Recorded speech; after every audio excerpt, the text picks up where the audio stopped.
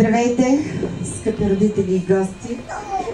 Добре дошли на нашия последен за тази учебна година урок по родолюбие.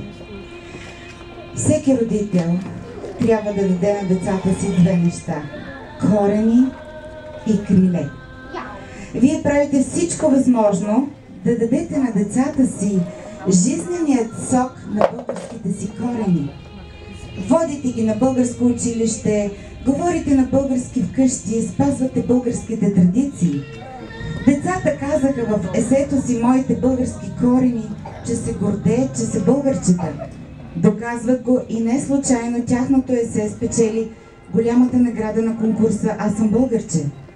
Ние, българските учители, правим всичко по силите си, за да събудим този патриотичен дух, да засилим тяхната любов към България.